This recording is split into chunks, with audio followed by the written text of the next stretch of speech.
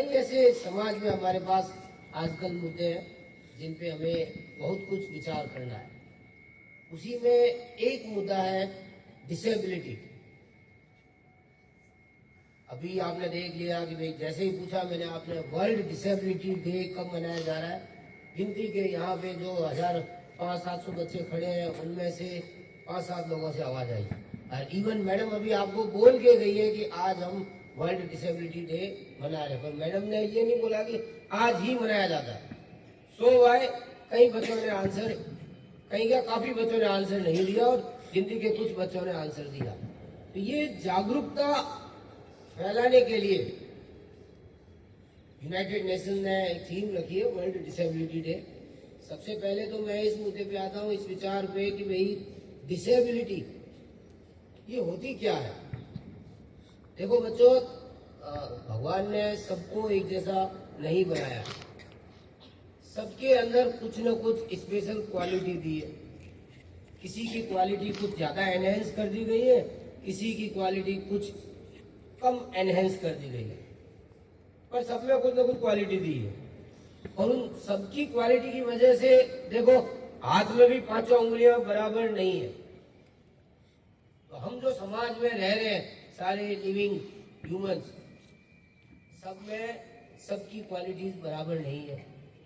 तो कुछ शारीरिक मानसिक ऐसी क्षमताएं हैं जो ऑटोमेटिक भगवान की तरफ से हम कह दें, चाहे डेस्टिनी बोल दें, अपनी अपनी कम कर दी गई। उन क्षमताओं की कमी के कारण हमारे समाज में आप देखो कई ऐसे लोग हैं जो अलग अलग समस्याओं से जूझ रहे हैं। किसी को कम सुनाई दे रहा है, किसी को कम दिखाई दे रहा है, कोई चलने फिरने में डिफिकल्टी महसूस करता है, कोई मेंटली आप देखो आपके आसपास कई सारे ऐसे मिलेंगे जो सुनना देखना चलना फिरना कम है, कोई किसी के दिमाग की समझ कम हो रही है। आप क्लास में 50 स्टूडेंट हो, कोई एकदम जल्दी कोई चीज ग्रास्प कर लेता है, कोई बहुत लेट कर रहा है। तो इस तरह से देखे जाए तो बहुत सारे ऐसे फील्ड है। किसी का शारीरिक विकास धीरे हो रहा है, कोई आप देख लो 15 साल की उम्र के बाद में भी उसकी हाइट 3-3.5 फीट रह रही है। कई सारी ऐसी चीजें, जरूरी नहीं है कि हम विकलांगता मतलब वही देखें कि भैया ये व्हील चेयर पे यही विकलांग है, नहीं। ऐसे बहुत सारे फील्ड है। पहले ये फील्ड जो है ना हम कम देखते थे, आजकल जो है जैसे जैसे जागरूकता बढ़ा रहे हैं, जैसे जैसे सिनारियो सामाजिक एक दूसरे के काम करने की क्षमताएं बढ़ रही है, तो कुछ क्षमताएं ऐसी भी डिफाइन हो रही है जो नॉर्मल मैन से, नॉर्मल ह्यूमन से कम है। उन सबको जब चिन्हित किया गया तो देखा गया ऐसे बहुत सारे फील्ड है। कोई जो है ऑटिज्म है, किसी में ड्वार्फिज्म है, कोई अलग अलग टाइप की परेशानियां चल रही है हमारे साथ। ये सारी की सारी विकलांग श्रेणियों में ले ली गई। ये सब क्षमताएं कम है, हम इसको अक्षम नहीं बोलेंगे। एक ध्यान रख लीजिएगा, एक वर्ड पहले चलता था कि ये सक्षम नहीं है, अक्षम है, विकलांग है। अब ये वर्ड नहीं यूज करेंगे। हम यूज क्या करते हैं कि ये कम सक्षम है। आप पढ़ने वालों को भी देखो, हम क्लास में ये बोलते हैं कि ये लो अचीवर्स है, ये नहीं बोल रहे हैं कि ये डब्बू है डफर है, नहीं, लो अचीवर्स है। धीरे धीरे इसका डेवलपमेंट हो रहा है। तो ऐसी बहुत सारे फील्ड जो है देखे गए और आप आसपास देखोगे भी, जैसे जैसे मैंने बताया, ये सारे के सारे इन श्रेणियों में लिए गए। और समाज में अगर देखें तो जो लोग इन परेशानियों से पीड़ित है वो उनको ना डबल मार पड़ रही है। डबल मार कैसे? एक एग्जाम्पल मैं आपको देता हूँ। अभी टेस्ट हुए आपके, आपको नंबर कम आए, अब आपको डबल मार झेलनी पड़ रही है। एक टीचर भी डांटेंगे, नंबर कम क्यों आए, पढ़ाई क्यों नहीं कर रहे हो, दिन भर क्या करते रहते हो। फिर पीटीएम होगी, पेरेंट को बताया जाएगा, पेरेंट की तरफ से अलग डबल मार कि भाई तू क्यों नहीं पढ़ा, क्या करता रहता है, टीवी बंद, मोबाइल बंद। सो बातें आपके ऊपर प्रेशराइज होगी और आप डबल प्रेशर फील करोगे। जाए तो जाएगा, घर में भी पापा मम्मी डांट रहे, स्कूल में सर डांट रहे, और हमारी तो, हम तो छोटे बच्चे हैं, हमारे ऊपर इतना सारा बोझ डाल दिया प्रेशर। ठीक वैसे ही ये जो समाज का तबका है जिसको अपन डिसेबल बोल रहे हैं, इनको भी तो डबल मार है। एक तो इनके ऊपर ऑलरेडी किसी न किसी कारण से शारीरिक रूप से, मानसिक रूप से जो है कम क्षमता की एक क्वालिटी विकसित हो गई। और दूसरा देखो, दो तरह के बैरियर ये फील कर रहे हैं, एनवायरमेंटल बैरियर और एक एटीट्यूडनल बैरियर। एनवायरमेंटल बैरियर क्या कि जब ये क्षमताएं कम है तो इनको समाज में आपके बराबर उठने बैठने का चांस नहीं मिल रहा है।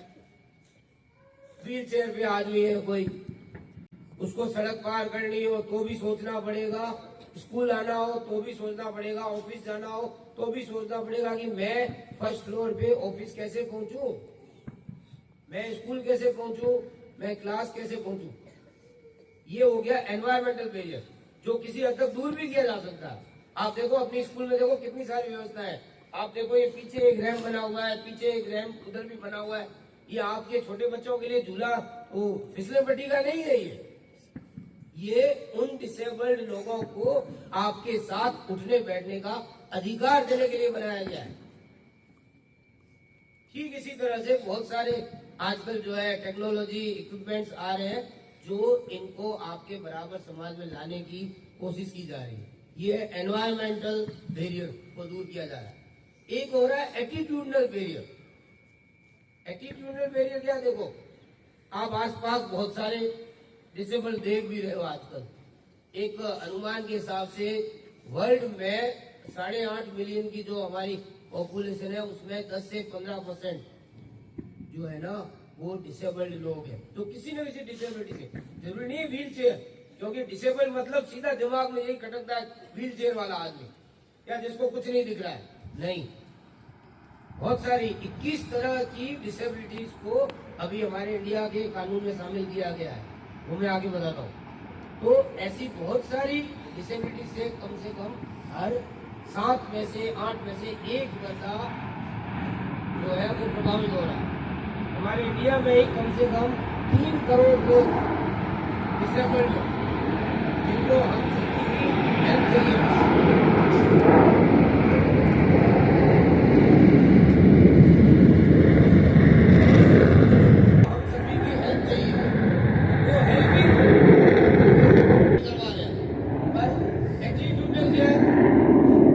डिसेबल हमारे पास से गुजरता है, हम साइड किनारा कर देते हैं, जाने दो उसको यार, अच्छा लगा जा रहे हैं।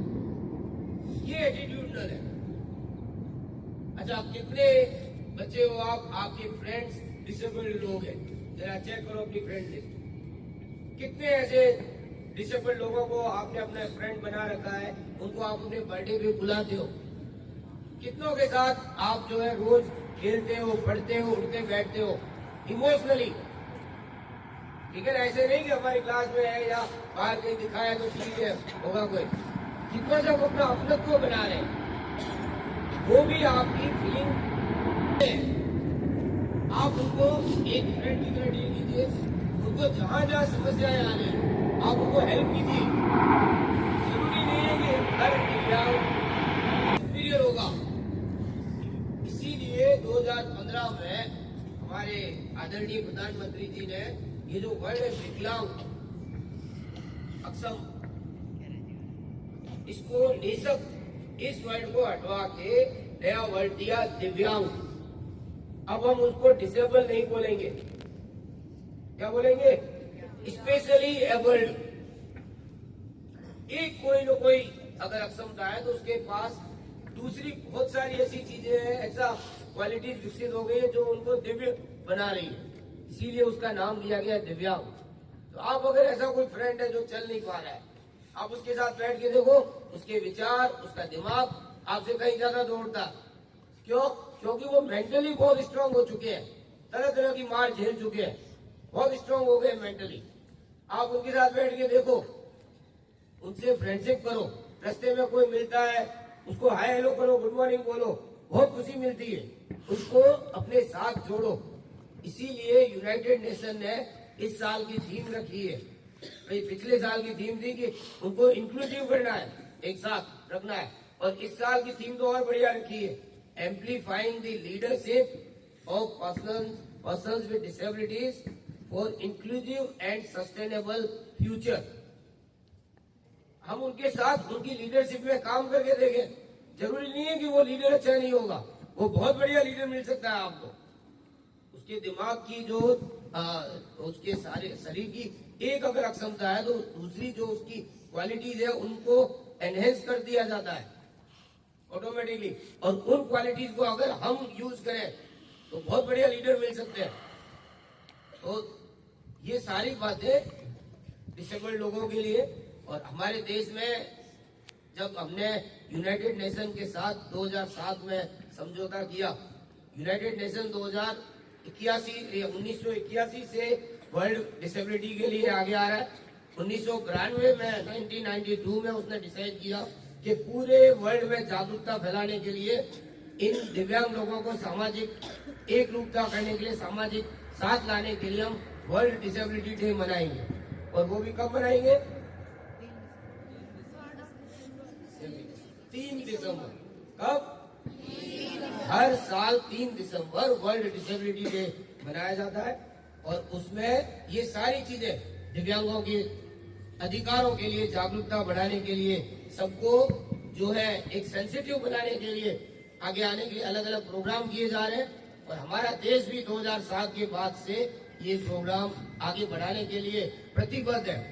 2016 में एक कानून पास हुआ, right for person with disabilities, जिसमें 21 तरह के अलग अलग दिव्यांगताओं को चिन्हित किया गया और उनके विकास, उन लोगों के विकास के लिए, ताकि वो आपके साथ खड़े रह सके, उनको पूरा मौका मिले, अलग अलग कानून पास किए गए।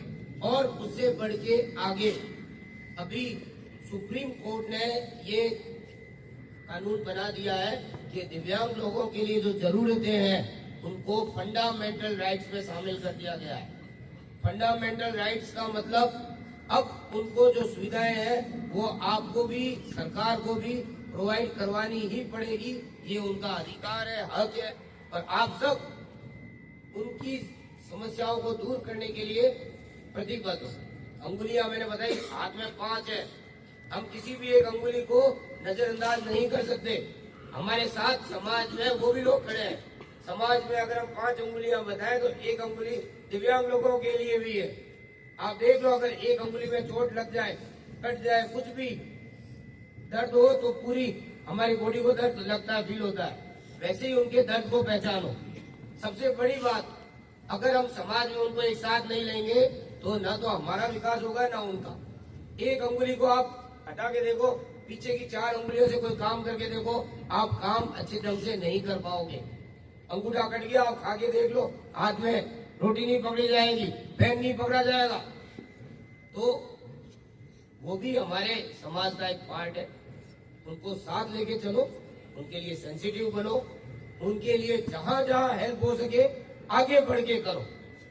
और ये जो मैंने बोला एटीट्यूडनल बैरियर, उनके लिए जो हे की दृष्टि है उसको हटा के उनसे फ्रेंडशिप करो, ताकि वो भी इस जहान में जो आपके साथ जीने आए हैं, अपनी लाइफ आपके बराबर जीते हुए खुशी फील करें। Thank you.